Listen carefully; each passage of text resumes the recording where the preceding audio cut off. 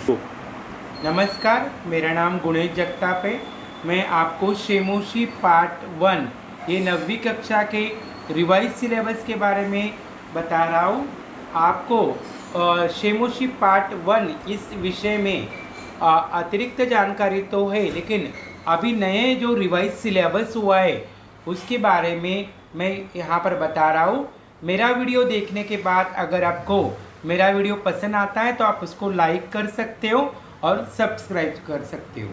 तो सबसे पहले मैं ये बताना चाहता हूँ कि लास्ट ईयर तक मतलब 2019-20 तक हमें संस्कृत के 4 पार्ट में 4 भाग में, जिसको हम खंड भी कहते हैं, 4 खंडों में नियोजन करके दिया था। जैसे खंड क ये अपठित उद्बोधन था, खंड ख ये रचनात्मक कार्य, और खंड ग ये व्याकरण विभाग से संबंधित था, और खंड घ ये पठित गद्यांश मतलब शेमोशी पार्ट 1 से संबंधित था। तो इस प्रकार से 4 खंड में संस्कृत शेमोशी ये अभ्यास और व्याकरण हमें आता था। लेकिन अभी नया सिलेबस किस पद्धति से होगा इसकी हम चर्चा कर रहे हैं। आपको स्क्रीन पर नए सिलेबस दिख रहा है। इसमें हमारा कोड रहेगा संस्कृत पाठ्यक्रम का 122, कक्षा 9वीं, और वार्षिक मूल्यांकन किस प्रकार से रहेगा। इसमें 2 पार्ट की, फर्स्ट इसमें आपको खंड क, ख, ग और ग था। अभी अ भाग और आ भाग है, और कुछ पार्ट जैसे व्याकरण का इसमें कम कर दिया है।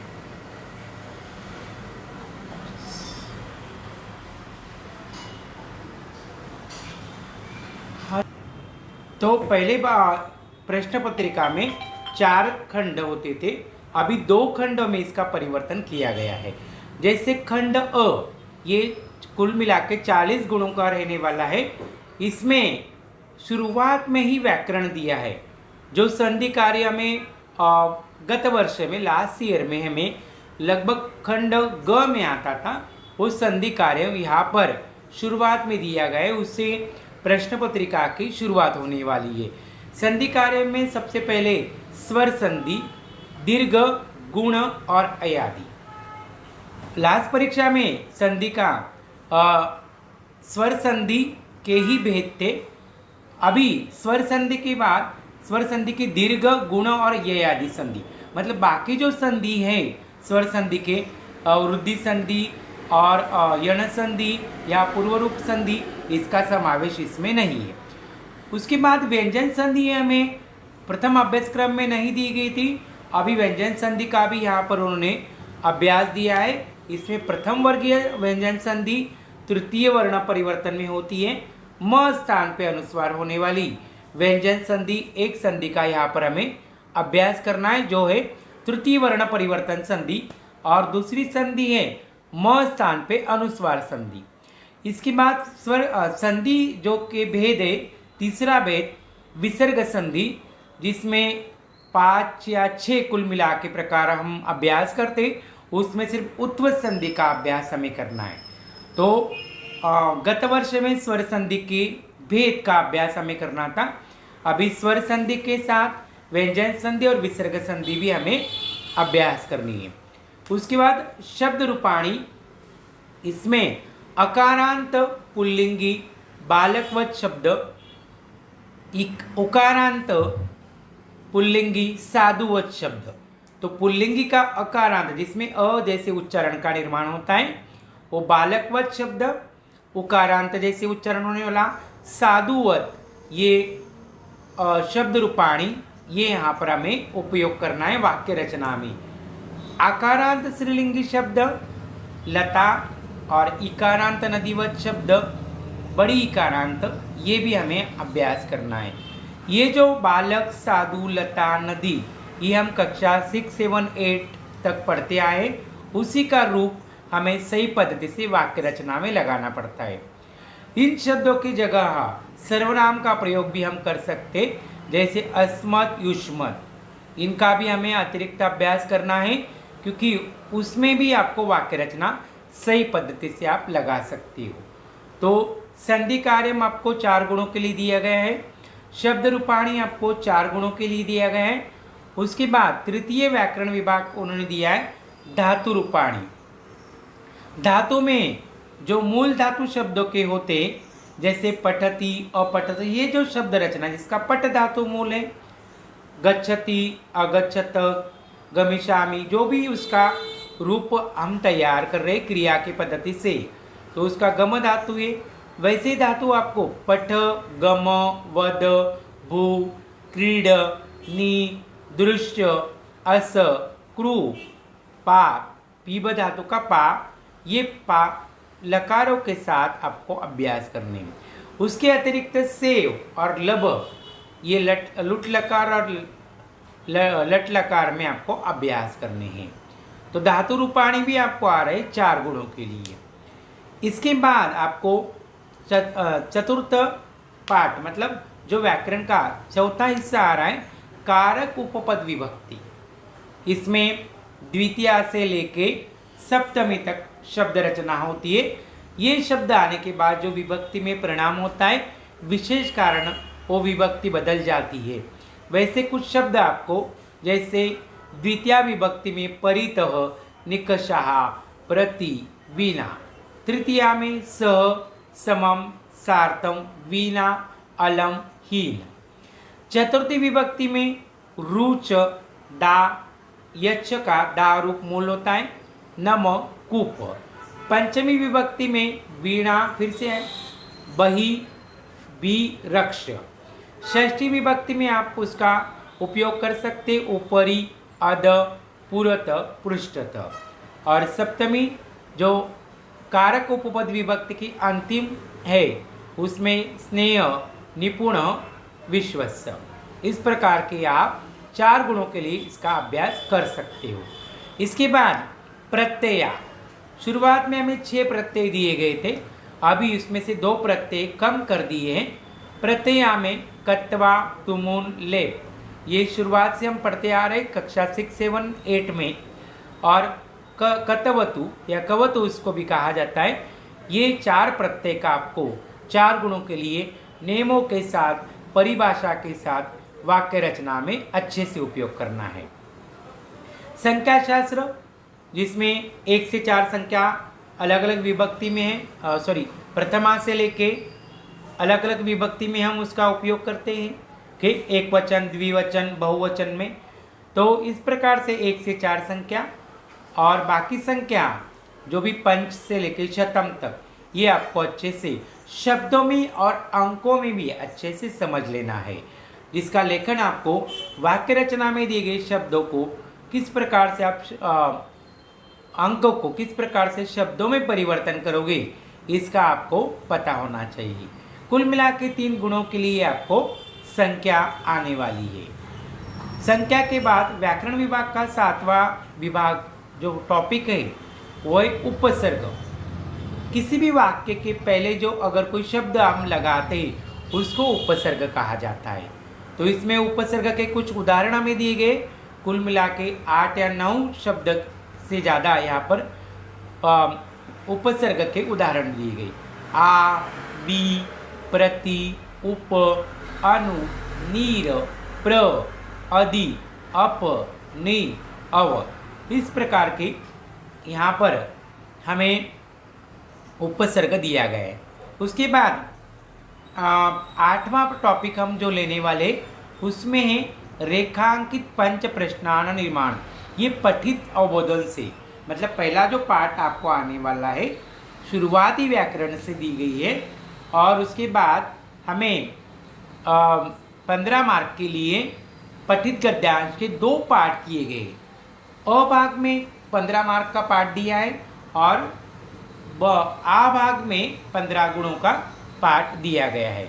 तो ऐसे विभाजन इन्होंने नए पेपर फॉर्मेशन में कर दिया है। इसका जो पहले पाठ में जो हम गत वर्ष में पढ़ते थे कुल मिला के 30 गुण थे, उसके 2 पाठ में इन्होंने अच्छे से विभाग कर दिया है।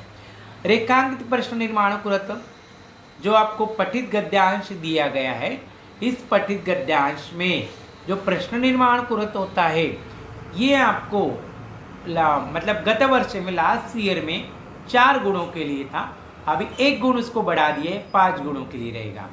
तो प्रश्न निर्माण कुरत आपको उत्तर दिया रहेगा, आपको प्रश्न निर्माण करना है। जिस शब्द के नीचे अंडरलाइन की जाती है उस शब्द को आप प्रश्नवाचक शब्द में परिवर्तन करके फिर से आपको प्रश्न निर्माण करना पड़ता है और अंत में उसकी प्रश्न चिन्ह लगाना पड़ता है। कुल मिला के 5 गुणों के लिए ये आपको देने वाले हैं। तो इसके बाद पाठ से संबंधित जो भी भाषिक कार्य या अतिरिक्त शब्द रचना होती है, हर एक पाठ में शब्दार्थ होते हैं, पाठ के अंत में दिए रहते हैं।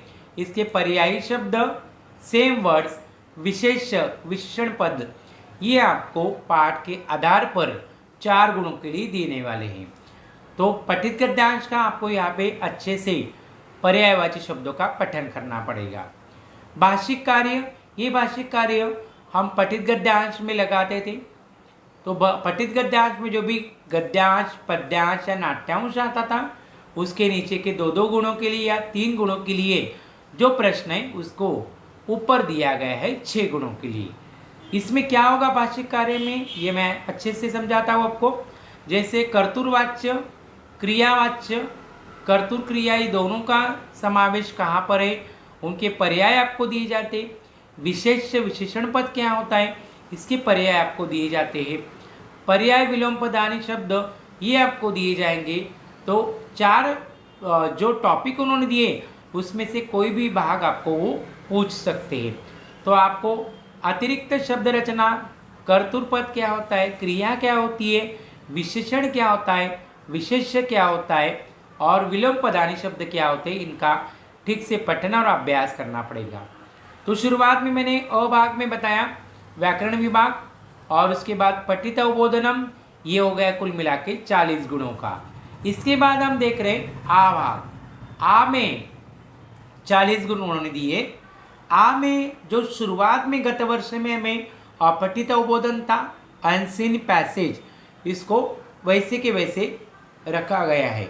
तो इसके गुण भी 10 ही है, इसमें गुणों में कोई परिवर्तन नहीं है। ओके, 10 मार्क के यहाँ पे अनसीन पैसेज आपको आ रहा है। इसकी शब्द मर्यादा रहेगी 80 से 100 तक। तो इसमें आपको answer in 1 sentence, 1 word, answer 1 पदेन, पूर्ण वाक्यान उत्तरत, और उसके बाद शीर्षक लेखन, भाषिक कार्य, ये सभी मिला के आपको 10 गुणों का अपठित अवबोधन आने वाला है। इसमें भी भाषिक कार्य में वैसे ही है, कर्तृपदम, विशेष्य, पर्याय, विलोम पदानी, इनका समावेश किया जाएगा।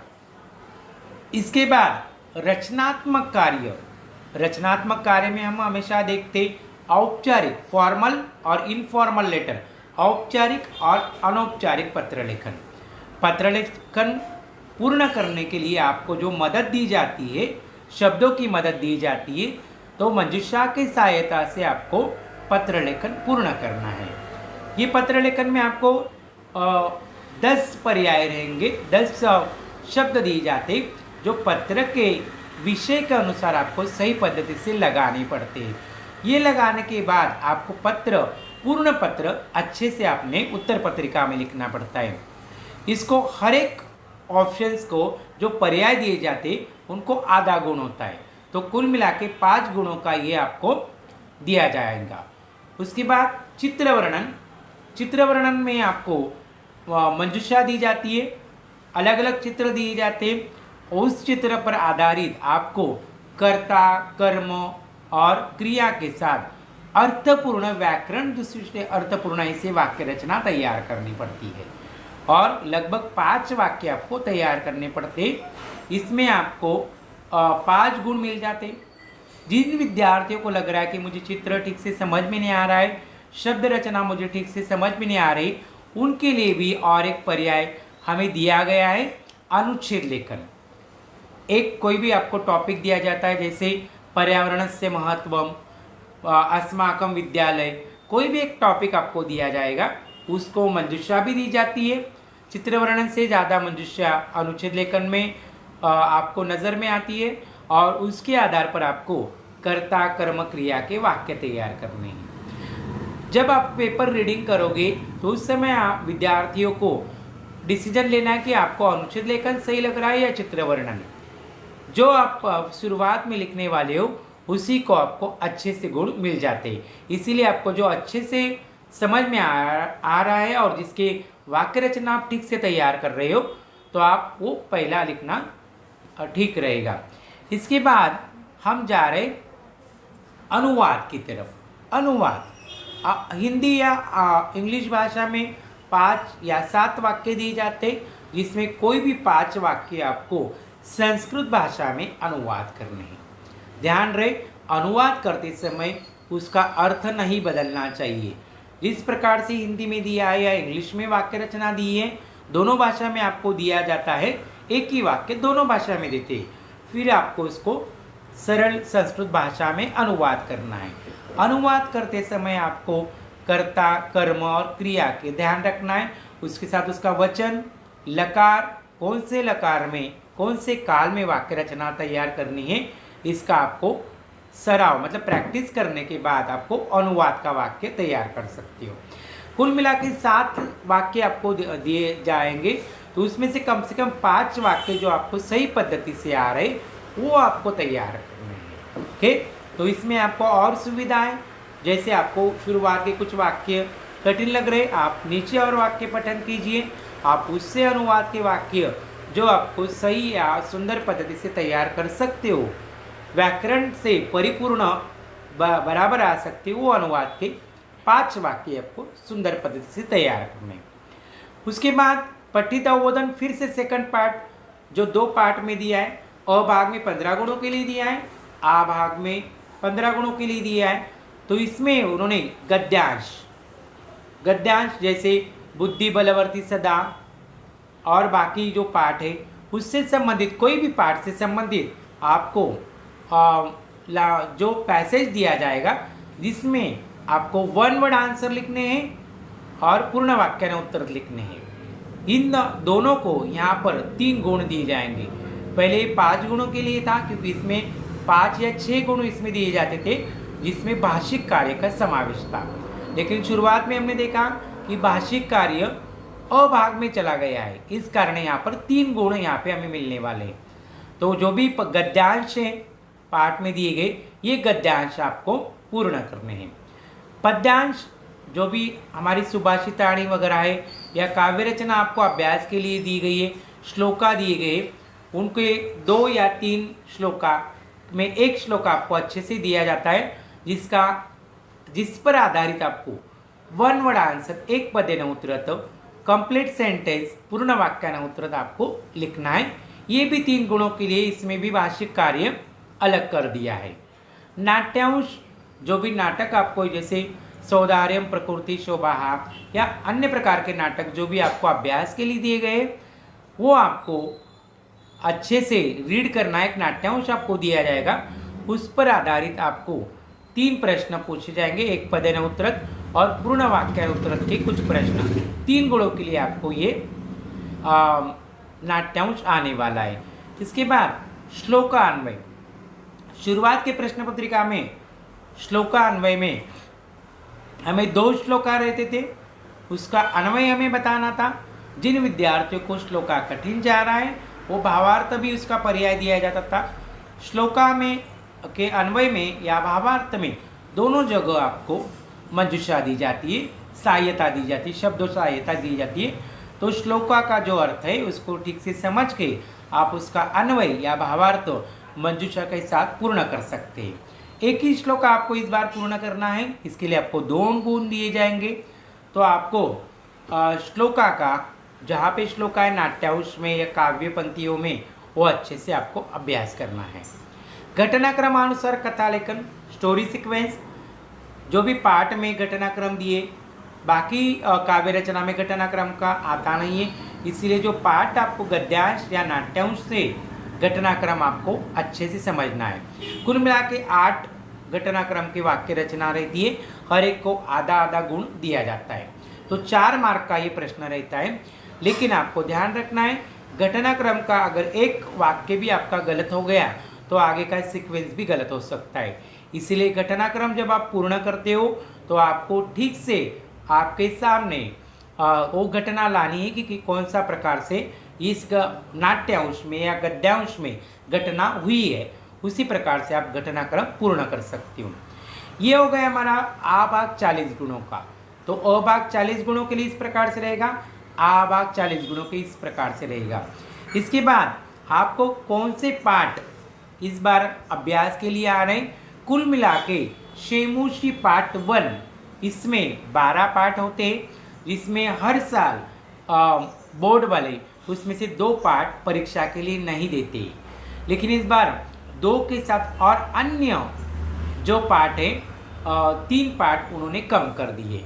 जैसे हम यहाँ पर आपके सामने स्क्रीन पर दिख रहा है कि शेमुशी संस्कृत पार्ट 1 के जो पाठ आपके सामने दिख रहे हैं, प्रथम भारतीय वसंत गीति ये हमें नहीं आ रहा है, द्वितीय पाठ स्वर्णकाक ये आ रहा है, तृतीय पाठ गोदोहनम ये भी हमें आ रहा है। कुछ विद्यार्थियों के टेक्स्ट बुक में सोमप्रभम पाठ भी आपको दिखेगा। तो सोमप्रभम का अभ्यास आपको नहीं करना है, वो भी नाटक ही है, लेकिन आपको गोदोहनम ये पाठ नए पुस्तिका में दिया गया है, वही आपको अभ्यास करना है। उसके बाद चतुर्थ पाठ आपको कल्पतरु यहाँ पर नहीं दिया गया है। आपको उसके बाद पंचम पाठ जो काव्य रचना है सुक्ति मौक्तिकम, इसका आपको अभ्यास करना है। षष्ठम पाठ भ्रांत बालो एक बालक की कथा है, ये आपको यहाँ पर अभ्यास करना है। उसके बाद नवम पाठ सिकदा सेतु, ये सुंदर बोध कथा है, इसका आपको यहाँ पर अभ्यास करना है। रामायण से संबंधित काव्य रचना जटायु शौर्यम, ये भी आपको 10वां अध्याय दिया गया है। 11वां अध्याय पर्यावरणम, ये आपको अभ्यास करना है। तो कुल मिला के 7 पठित गद्यांश के नाट्यांश, पद्यांश और गद्यांश का आपको 2020-21 के लिए अच्छे से अभ्यास करना है। तो विद्यार्थियों, इस प्रकार के जो नया सिलेबस है, नए जो चेंजेस हुए हैं CBSE की तरफ से, ये शेमुशी पार्ट 1 9वीं कक्षा के लिए इस प्रकार से रहने वाले। अगर आपको मेरा ये वीडियो अच्छा लगता है तो कृपया आप लाइक और सब्सक्राइब कीजिए। धन्यवाद।